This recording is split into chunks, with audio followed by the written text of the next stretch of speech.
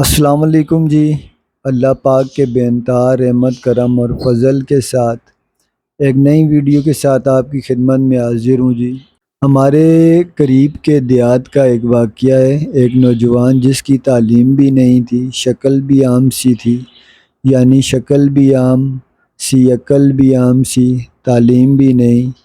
اس کی ایک خوبصورت کزن تھی۔ اس نوجوان نے کہا میں اپنی اس کزن سے شادی کرنا چاہتا ہوں۔ چنانچہ ماں باپ نے بھی ادھر زور دیا۔ لڑکی والوں نے لڑکی سے پوچھا تو لڑکی نے شروع میں ہاں کر دی۔ نکاح ہو گیا، رخصتی بھی ہو گئی، لیکن جب وہ آ کر اس کے پاس رہی، اب اسے پتہ چلا کہ یہ تو پکا جاہل ہے۔ وہ سوچ میں پڑ گئی، نہ عقل ہے نہ شکل ہے، زندگی کیسے گزرے گی؟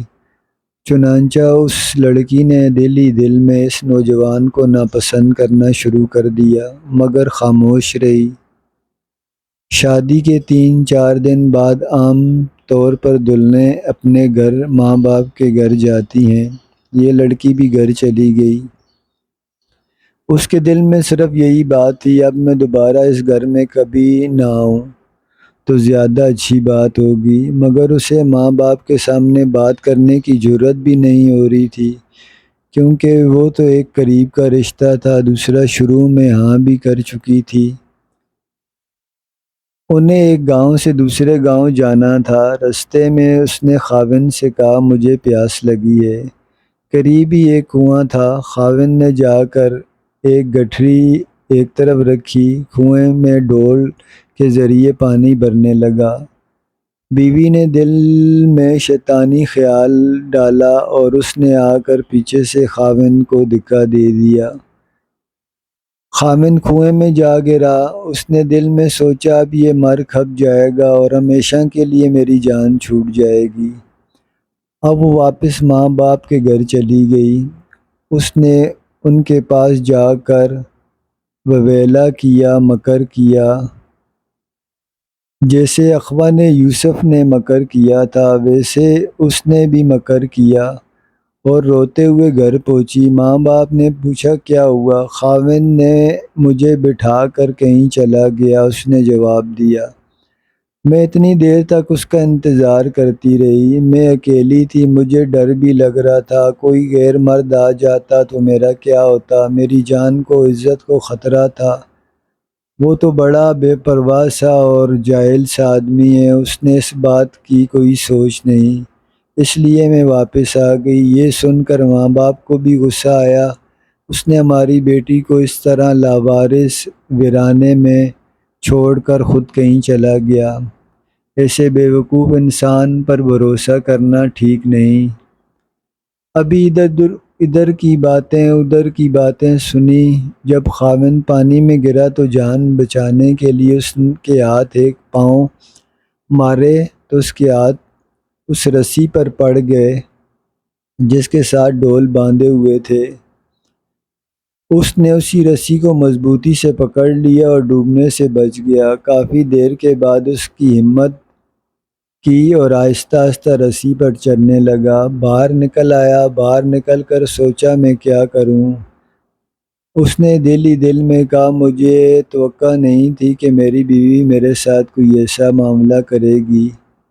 خیر کوئی بات نہیں، میں دوبارہ چلا جاتا ہوں۔ چنانچہ وہ دوبارہ سسرال کی طرف آیا۔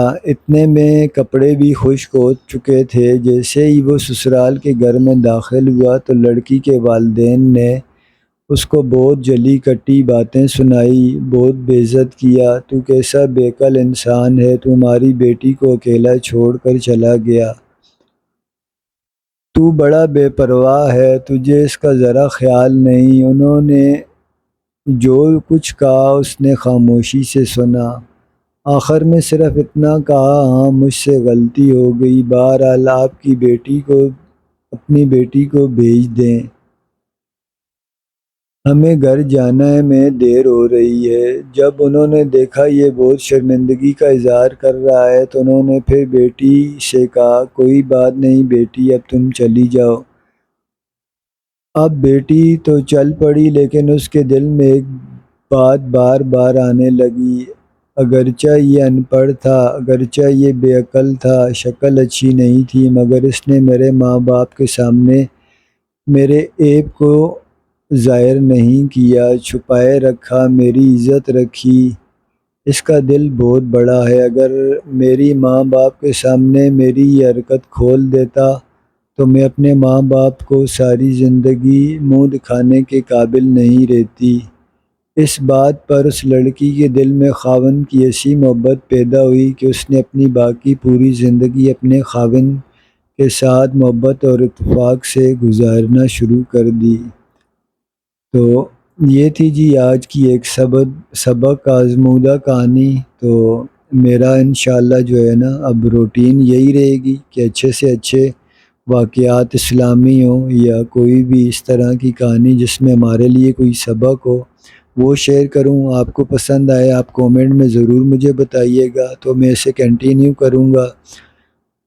آج کی ویڈیو کا بھی جی یہیں اینڈ کرتے ہیں۔ اللہ پاک آپ کو اور ہم سب کو ہمیشہ ہمیشہ اپنے حفظ و ایمان میں رکھے، دین اور دنیا کے تمام معاملات میں اپنا فضل و کرم فرمائے۔ اللہ حافظ جی۔